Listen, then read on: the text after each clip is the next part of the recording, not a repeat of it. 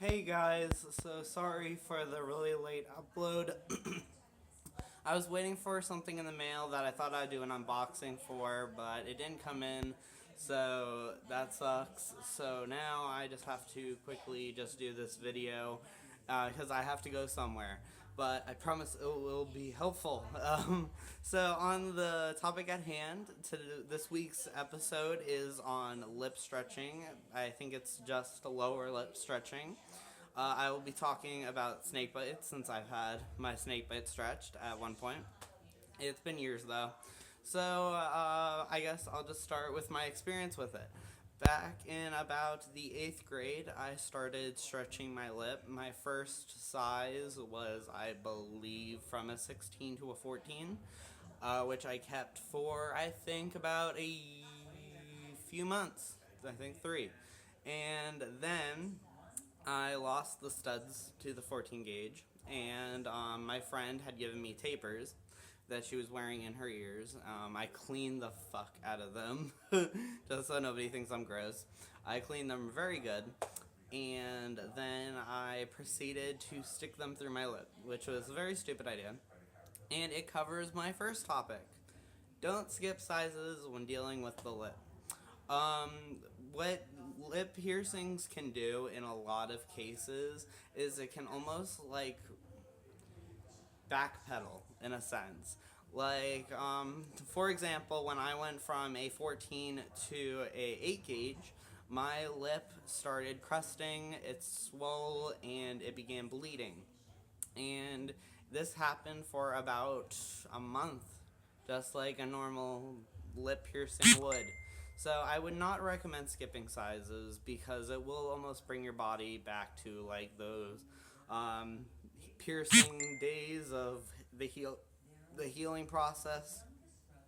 Sorry, I'm getting text messages, so ignore the beeping noise. But anyway, another problem with stretching sizes, especially in the lip, is that you can get keloids, basically. I don't think they're exactly keloids, they just mimic keloids a lot. I get them all the time when I first get my lip pierced, but they usually dissipate. But when skipping sizes, you get these pretty bad.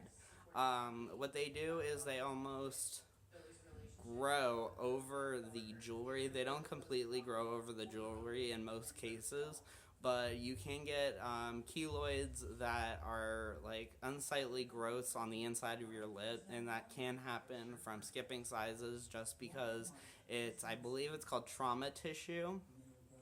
I've heard articles say that scar tissue, but I don't know how much scar tissue you can really build up from just skipping a size. But it's a phenomenon that happens, so keep that in mind, not to skip sizes, because you can get these unsightly growths. With the lip stretching process, I would not recommend tape. There are many people who will use tape on their librettes and their feltrums, which I do understand more, just because it's more balanced, it will lay in your lip easier. But I have really, truly heard horror stories from people that have used tape on their Monroes and their snake bites.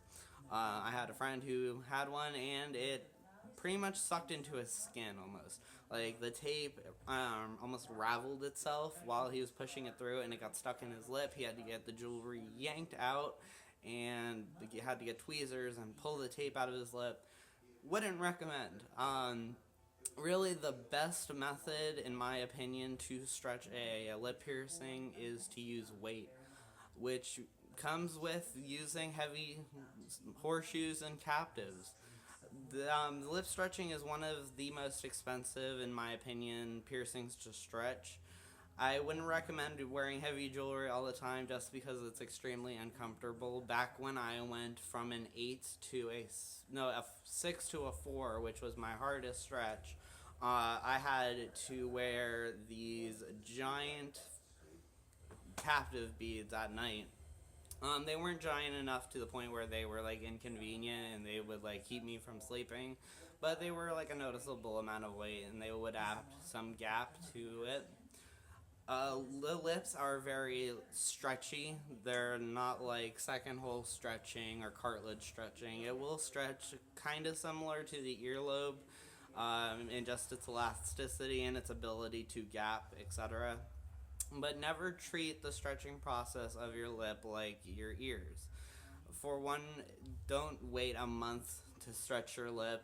Don't wait 2 months. Wait at least 3. Uh, with all of the things I said before about what can happen when you stretch too early, it's just not worth it. When you wait that time period, it just allows your skin to relax. It allows it to accept the jewelry, and that's really what you need when you are stretching your lip.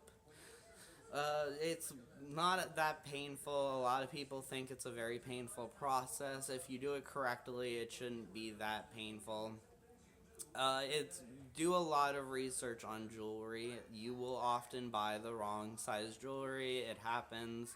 The lip is pretty unpredictable. You might want to get the measurements of the captives or horseshoes or studs you wear now, just so that you can transfer over the numbers and the size differentials.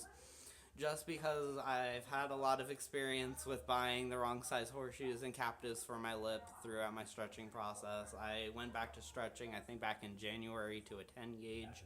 So just keep that in mind to make sure you have your measurements, because there's nothing worse than getting jewelry in that's too tight. And this is most predominant when you are stretching your lip. So that's basically it. I can't think of much more. Like I said, I only had my lips stretched for about, I think, 6 months back in 8th grade, which is years and years ago. So that's kind of it with my experience, and I hope you guys liked my video. Okay, bye.